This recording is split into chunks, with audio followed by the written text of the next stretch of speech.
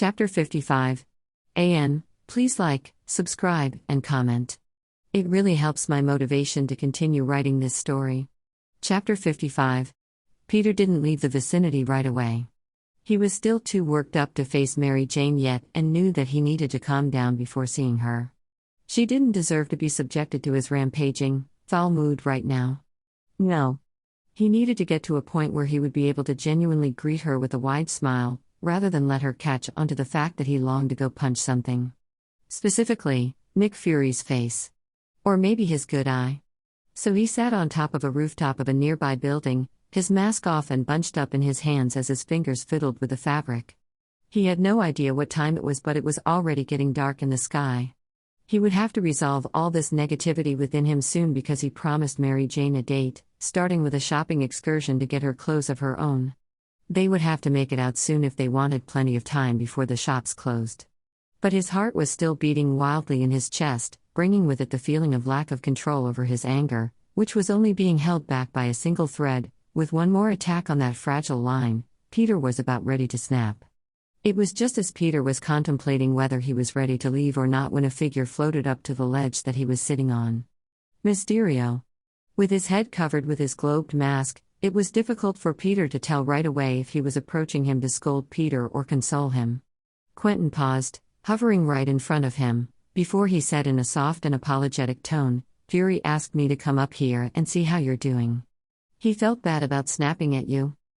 Peter blinked once then twice, both perplexed and mildly surprised. Wait, really?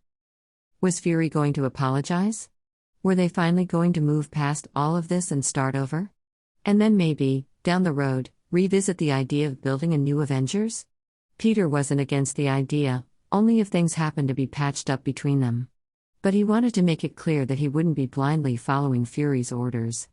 The man was far too comfortable with casualties for Peter's liking. There was a lingering beat before Beck responded, and when he did, his voice was dripping with derisive dryness. "You guys do have sarcasm on this earth, right?" "Oh. Right. Of course. There he goes again. His naivety getting the better of him. Because of course Fury wouldn't apologize to him. Nick Fury held too much pride for that." Peter released a breathy laugh that he didn't quite feel as he looked down at his hands folded together in his lap, still wrapped tightly around his spider mask. There was a hesitancy in Mr. Beck's voice as he asked, "How are you feeling?" Peter looked back up at him and blinked slowly for a moment as he thought over the question. How did he feel? There were too many answers to that question for him to properly take stock of the inventory, because the quantity of his various emotions could fill up an entire warehouse. Peter hesitated as he stared off at nothing in particular in the distance, his vision becoming unfocused as he tried to pinpoint his thoughts. "I didn't think that I would have to save the world so soon after. Thanos." Peter took a second to swallow jerkily after he nearly choked on the name of the Mad Titan. "I know that makes me sound like such a jerk. All I wanted to do was find Mary Jane and return home with her. So that we could finally be together. But now, it sorta just feels like life keeps getting in the way for us." It was the truth. At least, it felt like the truth in that moment. And it left Peter wondering if he and Mary Jane would ever know a period of time that would offer them peace. From the very moment they met, their lives had been thrown into chaos. They literally met at the end result of an exploding building that had been an attempt to kill him. He knew that they always joked about fate being on their side, but maybe in order for them to be together by fate, it came at a cost. With the price being endless distractions and lack of solitude for them to enjoy their relationship. Floating closer, Beck took the liberty of sitting down next to him on the ledge, his domed helmet dissipating into mist. It was a relief for Peter to finally see his face, to find that it was marked with softness rather than derision. "You're not a jerk for wanting to live a normal life, kid," he broke off with a heavy sigh. Both of them faced forward to look out at nothing in the distance. "It's a hard path. You see things. You do things. Make choices. People look up to you, and even if you win a battle, sometimes they die." Peter's heart clenched at that, Beck having voiced his worst fear. It affected him so much that he had to look down at his clenched hands in his lap. Turning his head to look at him, Beck's lips lifted slightly in the corners only, just barely a smile, and Peter could see out of his peripheral vision that the man's eyes were soft. "I like you, Peter, you're a good kid." Lifting his gaze over to Beck, Peter gave a small nod and smile of appreciation, though his heart wasn't really in it, couldn't be in it with his mind bustling as much as it was. Beck shook his head, evidently frustrated from the situation that they were both in. But especially for Peter. It softened the rigidity that Peter felt in his spine ever since he stormed out of S.H.I.E.L.D.'s base. Because it was just so nice to know that someone cared, someone stronger that could keep an eye out on his back if he needed it. Someone to cover his tracks when he inevitably fucked up and made a mistake. There's a part of me that just wants to tell you to turn around and run away from all of this. And then there's another part of me that knows what we are about to fight. Quentin shot a look at him, his visage serious. What's at stake? And I'm glad you're here. Peter turned and stared straight ahead at the city, then said in a small voice, Me too. Quentin sighed then and patted Peter lightly on the forearm. It was a small comfort, but it did Peter wonders. I know that you're worried about Mary Jane? The reminder was like a bucket of cold water had been thrown over his head. Yeah, Peter confirmed, his voice cracking slightly, I just always feel like I'm putting her in danger. Mary Jane Watson's life had been a lot more simple before he had crash-landed into her life, quite literally. Sure, her dad had been the worst back then with his alcoholic tendencies. But he hadn't been a metallic monster that could shoot bouts of lava at someone with a single thought. And back then, she hadn't had to deal with bombs, house fires, threats from New York's crime lords, or kidnappings. It was in times like these where Peter wondered if she would have been better off if she had never met him. But the thought was too painful, and he selfishly knew that he couldn't give her up, even in the past. To do so would be to regret Mary Jane, and Peter could never regret her. An expression of the deepest understanding crossed Quentin's features. Peter honestly didn't think that he had ever met a more sincere person than Mr. Beck. Everything about him was just so open and honest. He wore his heart on his sleeve for all to see. It was refreshing. Look, Quentin began with a deep, calculating gleam in his eye that told Peter that he was thinking aloud, just keep her inside and keep her in a safe place for just a few hours and she'll be all right. He made it sound so simple. Perhaps, it wasn't Peter was just overthinking this. He's had the tendency to do that in the past, so why not in this instance as well? The more that he thought on it, the more the theory made sense. Because in the end, if Peter and Quentin failed in defeating the fire elemental in the confined area it's meant to appear in, then there really was no hope for the rest of the world anyway. This included Mary Jane, no matter where it was that she was located in the world. Because if they failed, then the fire elemental would catch up to her eventually. As depressing as a thought that was, it also strangely quelled a fear within him, that perhaps he hadn't made a mistake in bringing Mary Jane to Prague with him. Because if Spider-Man and Mysterio lost, then at least Peter had these last days to know what it was like being with Mary Jane. He could die knowing how sweet her lips tasted on his tongue. But of course, that shouldn't be something that he should dwell on when he's spending time with her in the coming days. He was going to pretend that he was blissfully unaware of the impending threat until it finally arrived at their doorstep. If he didn't, then he would be driven to madness from his constant worrying. A momentary silence occurred between Beck and him, and a small smile graced Peter's lips, before he said, It's really nice to have somebody to talk to about this superhero stuff, you know? Beck matched his smile as he cast it over to him. Anytime. And hey, if we survive this, you'll have all year to plan on how to ask Mary Jane in becoming your actual prom date. Peter grinned at the thought, the prospect of his future seeming so much brighter all of a sudden. Beck just had a way about him, where he was able to reassure even the largest fear that Peter happened to be having, a gift of putting people at ease. I appreciate you taking the time to talk to me, Peter confided, before he worried his bottom lip in his teeth. Not many people in the superhero sphere ever showed much notice toward Peter's thoughts and opinions. Except for Mr. Stark. His thoughts screamed at him, which Peter immediately shoved away. It was too painful to dwell on. Regardless, to the Avengers, he was just some kid that happened to be lucky enough to be graced with superpowered abilities. They never really paid any heed to his ideas. Or even reached out just to say hello. The actual experience of being an Avenger was a lot different than he previously dreamed it would be. He thought it would be almost like joining a new family, since he was lacking a bit in that department. The prospect had been very appealing. But since the funeral, everyone just disappeared. And it pissed him off to no end. Because how dare they? How dare they abandon the world, abandon him, like they were discarding nothing but trash. They should have been available when Nick Fury came to call. Because then Peter wouldn't be having such a difficult time if they could at least all work together as a team. His attention caught on the man that was sitting next to him. A man who was also an orphan by losing his entire world, and yet, he was still here. He showed up when no one else did. In that sense, Peter saw Quentin Beck as his only true ally in this. Everyone else was using him as a means to an end. Mysterio actually seemed to care about him. "I like talking to you, Peter," Beck stressed, as if proving the point of Peter's unspoken thoughts. "Everyone else down there, they're too serious. You at least know how to act like a human." Mr. Beck sighed forlornly as he looked down toward his boots. "I missed that from my world. Everyone towards the end there acted way too militant, kinda like how S.H.I.E.L.D. acts all the time here." Peter's heart physically ached as he looked at the broken man that was sitting next to him, broken, and yet, still strong and resilient.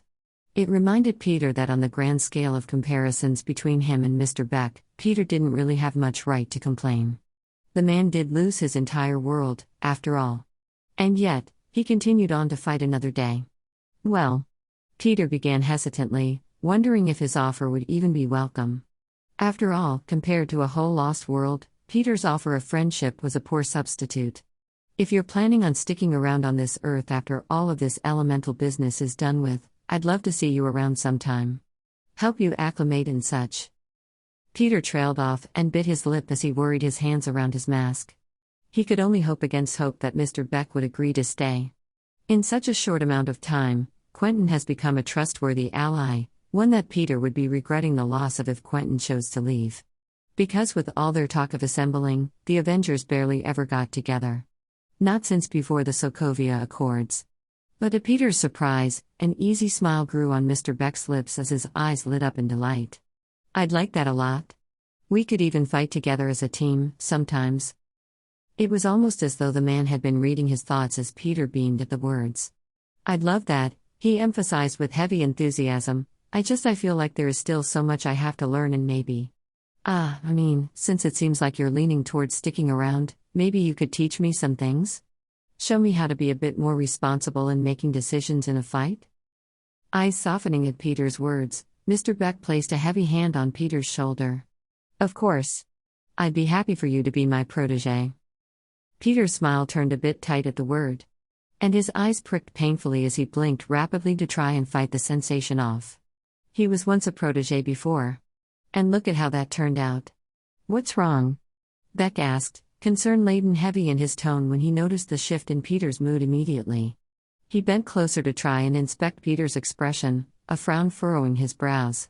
Honestly, the man was just so nice. But Peter started at the words as they invaded past the wall of his suddenly bleak thoughts before he shook his head and cleared his throat. "It's nothing. But hey, thanks again for the talk, but MJ is waiting for me. I better go check on her." At the mention of his girlfriend, Mr. Beck's face melted into that of understanding again. He must think Peter's sudden reaction had something to do with Mary Jane and his current worry over her and her condition. "Of course. I hope she's doing better?" "So far? Much better," Peter said with a wan smile, but also with a hint of underlying pride in his girlfriend for how strong she is. Reaching up to pull his mask over his face, Peter turned to look at Mr. Beck once more. "I'll see you in 2 days for the fight, all right?" Beck nodded, but just before Peter was about to take his leave, Quentin placed a hand on his elbow in order to stop him. "Wait. Give me your phone." Raising a brow beneath his mask, Peter fished out the device from the hidden compartment in his spider suit before he handed it over without any argument. Mr. Beck took it and immediately began typing on his keyboard before he pressed one final button and handed it back to Peter with a self-satisfied grin. "I added my phone number in there and texted myself yours. Feel free to reach out if you ever feel like talking. Especially over the next 2 days." Peter grinned at this. It seemed that his instincts about Quentin Beck were right. He truly did care. The confirmation of this, time and again, settled that uneasy feeling that had been brewing off and on in his chest. And in his appreciation, Peter held out his hand for Quentin to clap. The man clasped his palm against his own immediately. "Thanks, Quentin. I may just take you up on that." Beck nodded as Peter jumped over the edge and fell a short distance before releasing a web, now suddenly in a hurry to get back to the girl he suspected he loved. "I've come to rescue the fair maiden from boredom from this gruesome tower," Peter cried as he did a flip through the open balcony door into the room, whipping his mask off in the process. He landed on firm feet, facing her on the bed, but froze when he saw that she wasn't alone. "Oh." A flush colored his cheeks, embarrassed by his silly display. "Dr. Leslie. Nice to see you again." The woman smiled at him softly from where she sat on the bed near Mary Jane's knees, while Mary Jane's eyes twinkled up at him in amusement next to her. But ever the professional, the shield doctor replied in a courteous tone, "You as well, Mr. Parker." "Rescuing me from boredom?" Mary Jane piped up with a raised brow pointed in his direction. "That's quite the gruesome villain that you're willing to tackle there for me. Are you sure you're up to the task? You do have plenty of other monsters to fight on your plate." Everything within him brightened at the genuine teasing that she was throwing his way. More and more, she seemed to be finding her way back to her old self. A tension that stemmed from worry over her mental well-being snapped within him as he relaxed under the weight of her light smirk and sparkling eyes. Damn. Those eyes were really something. "Are you questioning my capability in showing you a good time?" Peter asked, a single corner of his lip lifted with his inquiry as he raised a brow at her. His arms crossed over his chest as he pretended to be stern. He was failing miserably. "Not at all," Mary Jane responded brightly, "so long as you keep to the plans that we made before you left." Her smile then slipped a bit before her eyes surveyed him worriedly, "That is, unless you're too tired?" Her concern for his well-being was flattering, and coaxed at something within him that made him feel as though he had the ability to float amongst the clouds. "No. MJ, don't worry about me, I'm fine," Peter was quick to reassure as he uncrossed his arms and gestured with them wildly as though this would prove his point further somehow, "just ready to explore the city a bit with you." This reassurance made her smile. She always had been a free spirit at heart. It wasn't in Mary Jane's nature to be locked up like a caged bird. His sight caught on the shield doctor still in the room, now watching them both with a slight amount of amusement touching upon her expression, and he rushed to say, "But I wasn't interrupting anything, was I?" "Oh no," Dr. Leslie mused as she started gathering the few things that surrounded her and supplanting them within her doctor's bag. "I think we can be done today. We were just working a bit on Mary Jane's physical therapy." Peter's gaze shifted over to examine MJ's legs from his vantage point, as if looking for any visible signs of healing development. He didn't see anything amiss, but was instead granted with an eyeful of his girlfriend's bare legs. All that smooth skin was tantalizing to his senses. It was almost difficult for him to tear his eyes away. But somehow, he found the strength to do so as he forcefully cleared his throat. Any improvements?" Peter asked, his gloved hand automatically lifting to the back of his head, where it grabbed onto his hair at the root. By some miracle, neither lady noticed his blatant staring. Either that, or they chose not to point it out. Which would be out of character for Mary Jane now that he thought about it. Especially as she was more comfortable around him than she had been in the past. "Some," Mary Jane said with a wan smile. Her slight frustration on this front was palpable, as it was clear that she wanted to skip past all of this and just be better. Her lack of patience was noted by Peter, and he vowed to be as understanding and encouraging as possible when it came to her physical therapy. Dr. Leslie seemed to notice this reaction in her patient as well, as she was quick to add, "It will take some time for Mary Jane to rebuild the muscle that she's lost. It will help if she works on it more on her own as well." Peter nodded at this, making a mental note to help Mary Jane work on it. He could be the shoulder that she could literally lean on as she practiced taking steps. They had the time to do so. Now that he had been dismissed from S.H.I.E.L.D. for the next 2 days before the battle against the Elemental. Either way, his forced absence was probably a blessing in disguise. What really was there to accomplish at the S.H.I.E.L.D. base, anyway? He could do so much more with his time by Mary Jane's side rather than standing around miserably as he listened to Fury's berating. "We were planning to visit the hotel pool tonight to help Mary Jane walk around on her own," Peter felt the need to say as he flashed Mary Jane a grin at the reminder. Her disappointed demeanor softened somewhat under his optimistic disposition. He liked that he had some sway to be able to bring her out of her funk. "That's a good plan," Dr. Leslie praised with an encouraging glance down at her patient sitting up in bed. "In fact, you should make a habit of that while you're here, Mary Jane." With a dutiful nod, Mary Jane responded, "I will, thank you, Dr. Leslie." "Thanks, Dr. Leslie," Peter echoed. Of course, the woman responded with a kind smile before she stood with her doctor's bag in hand. I'll see you tomorrow, Mary Jane, but remember that I will be unavailable the day after that. Of course. The day of the elemental attack.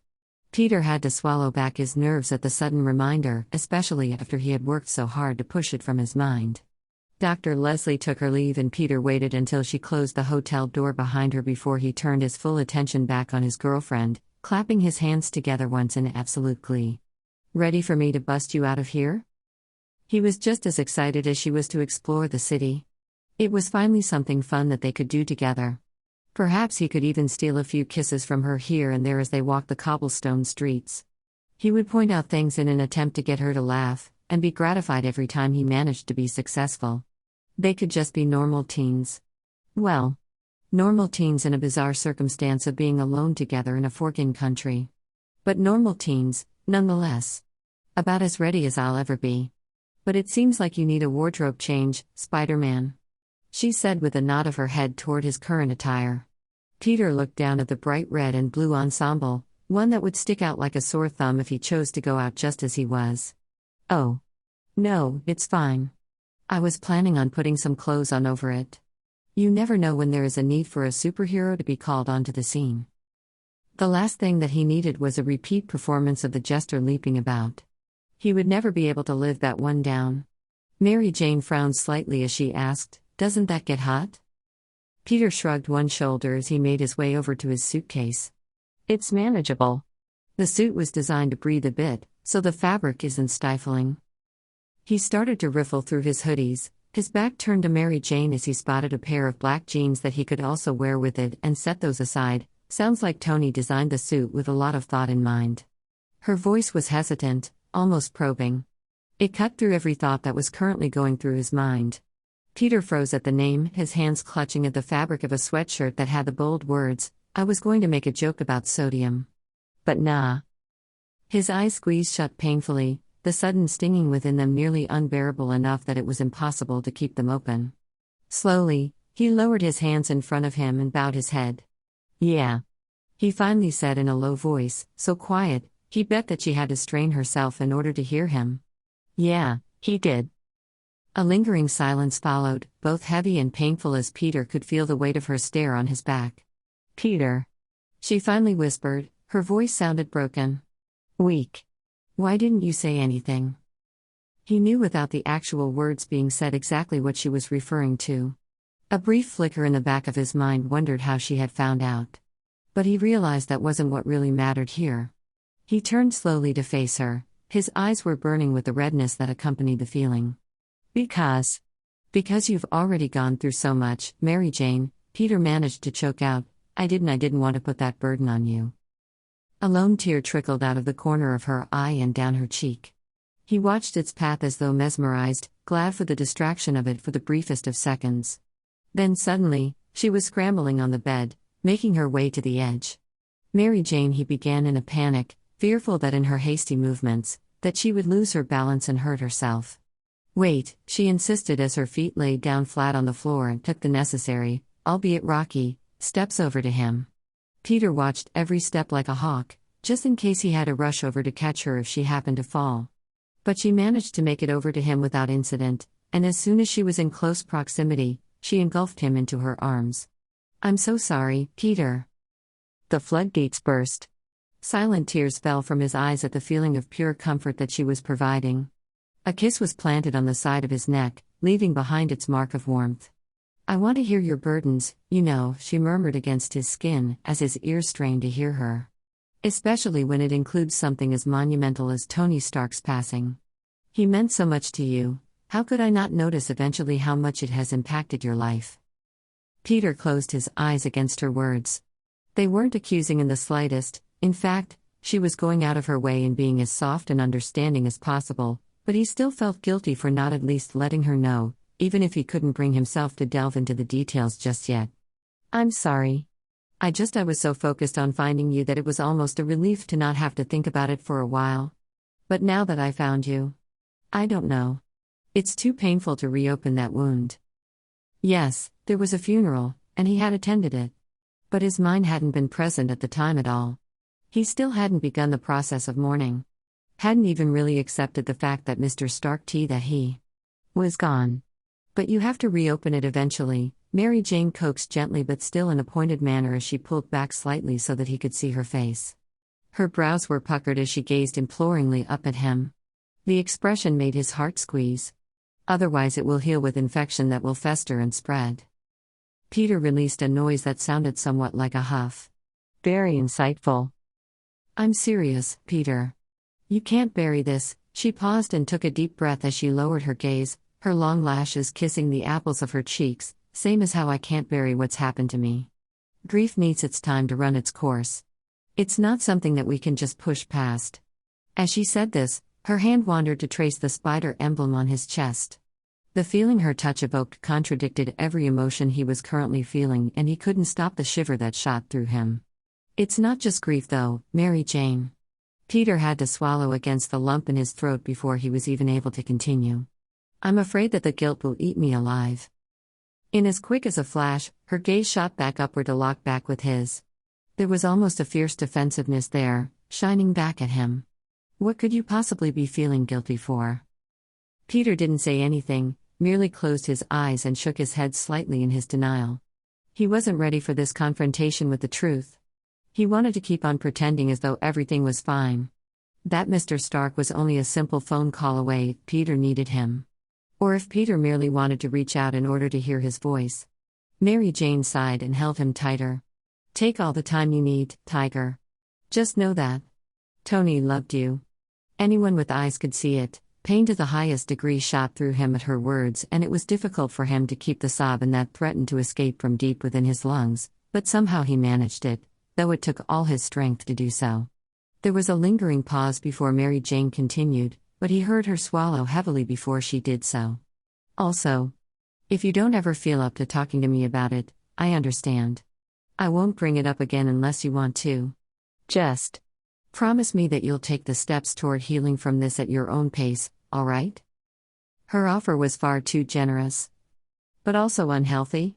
Even Peter could recognize that with how messed up he was at the current moment. Hiding away something like this was not a way to keep a stable relationship, and Peter was determined to make sure that his relationship with MJ lasted. I don't want to shut you out. Peter exhaled a heavy breath, as he finally opened his eyes to gaze down at her. And for a moment, he was struck once again by how beautiful she was, and not just in her physicality, but in the way that her kindness was shining through the windows of her soul. Inhaling deeply, Peter took his time before he finally said, I'll come to you when I'm ready. This caused the slightest of smiles to grace her lips, her eyes displaying how proud she was that he managed to come to that conclusion all on his own. It made the prospect of finally following through with his promise later on less daunting. Her approval meant so much to him. All right. I'll be here. Peter nodded before he released a breath that came out in a shaky staccato. Lifting his arms from where they had wrapped around her waist, he reached up to rub tiredly at his eyes with the heels of his palms. Let's just forget everything else tonight. Let's forget about our burdens, or the elementals, or what's happened to you. I don't know, I just want to enjoy this time together with you. Her smile turned a bit more genuine but was still just as sweet as she said, I want that too. The tension in his shoulders relaxed with the knowledge that they were going to let everything go for now. Tonight would be a night of distraction. But also a night of new beginnings. Because he was going to show his girlfriend a good time on their first date together. His heart gave a flutter as he was reminded how very lucky he was that the girl standing before him wanted to be his. How dare he waste a single moment of not basking in it? So, can we just be Peter and MJ tonight? Peter asked, hope lining his tone, just boyfriend and girlfriend out enjoying a bizarre European trip? Reaching downward, Mary Jane grasped one of his hands in hers and squeezed it tight. Yeah. We can be Peter and MJ, she said with a grin before she lifted her free hand and pointed at him teasingly, but I call dibs on being Peter. A surprised laugh escaped him at that. How did she always know what to say to bring him out of his funk? Well, it seems that I got the better end of the stick by being MJ. She waved this notion off with her hand in a mocking roll of her eyes. Nah. You'll beg to trade back once you miss all of this glorious muscle you've got packin', Tiger. As she said this, her fingers went back to tracing lightly over his pectoral and then over to the spider emblem in the middle of his chest. Her gaze seemed to be fixated on it as she took a moment to bite her bottom lip. "You make the suit look so good." A surprised huff escaped him. It wasn't that he wanted to disbelieve her on this, but he knew the truth. "Don't you mean the other way around? That the suit makes me look good?" Mary Jane shook her head, finally tearing her eyesight away from his chest so that she had the opportunity to raise a sardonic brow at him. "Trust me, Tiger, if you didn't have the physique that you have, the suit wouldn't look nearly as good. Think of a sumo wrestler in this tight spandex." A sound that could only be described as a chortle sputtered past his lips. "Now that just sounds uncomfortable." The smirk on her lips grew into a full-out grin. "See?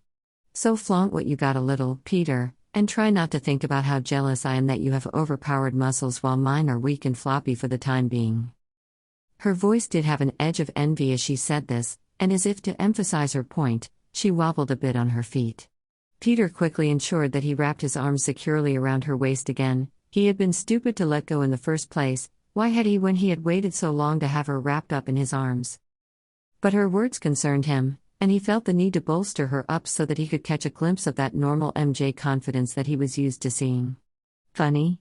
Because I always thought of you as being one of the strongest people that I know," Peter began, his voice laced with the utmost truth in his words. "Maybe not physically, but you've always managed to stand tall and firm when others would cower if they were in your shoes." Her eyes said that it didn't look like she believed him, but she still appreciated his attempt. So, Peter added more emphasis to his words. "I mean, you're the girl that ran into a burning building for me," he reminded her, much to her surprise. How had she managed to forget? "You're the girl that managed to calm a room of panicked civilians when the big man planted that bomb. You've also protected my secret on many occasions, too many to count. You faced so much, with your dad, the kidnapping. Having to deal with all of the consequences that comes with being an important fixture in my life." Peter swallowed thickly, the truth of these words hitting far too close to home. "You are the bravest person that I know, Red. Far braver than I could ever hope to be." Her spirits had seemed to be lifting with his every word. Until he uttered that last sentence. That was when her brows drew downward in her confusion. "What are you talking about?" "Peter, you're basically the walking definition of bravery. Think of all of the lives you've saved." Sighing, Peter already regretted even saying anything remotely how he's been seeing himself lately. But now that it was out in the open, he had a difficult time holding back the words as they spouted forward. "But that's the thing, MJ. I've always had it in the back of my mind that Mr. Stark would be there to help me if I ever found myself dangling over hot water," Peter began as he found that his hands were subconsciously knotting at the fabric at the base of her spine. "The threat of danger was never so prominent in my mind because he was always there to look out for me if I needed it. But now, Mary Jane, I'm so terrified. More than anything, I wanted to tell Fury that I wouldn't join the mission. I wanted to quit being a superhero for only just a moment, especially after I found you." "Hey," she soothed, both of her hands came up to cradle his cheeks in her palms. "It's all right to be scared. That's all a part of what bravery is, standing up to do what is right despite how terrified you are." Her words made it sound so simple. So why was it so difficult for him to make that connection in his brain? Instead of continuing the line of topic, Peter merely nodded and let his head fall forward so that his forehead rested lightly on her shoulder. They were both quiet for an extended period of time, while Mary Jane ran her fingers through his hair with delicate intricacy. It felt nice. It was the best medicine that any doctor could have ordered for him. Until, finally, Peter felt more like himself enough to pull back from her arms a bit. He released a lone sniff before flashing her a shaky smile. "Enough of all of that. I already broke our rule about dropping everything for right now." He schooled his features so that he had a more pleasant expression on his face, as he asked in an emphasized tone, "Are you ready to go, Peter?" A soft giggle left her as she responded in kind, "Of course, MJ, just as soon as I cover up my spider suit." Her gaze did a sweep of his body again, and Peter looked down at his attire again before he flushed at having forgotten. "Right. I'll just, He stepped back from her slightly to throw on that sweatshirt that he had dropped earlier before he stepped into his jeans. Finally, he faced her, feeling a bit more put together as he said, "Ready?" He held out his hand to her, an offering which she readily grasped in her own. "Definitely." Peter was sitting in a chair, waiting for Mary Jane to emerge from the changing room as she tried on clothes. So far, it has been a rather fun affair. He couldn't understand why other guys didn't like to go out shopping with their girlfriends, because watching Mary Jane trying on numerous outfits had a level of enjoyment all on its own.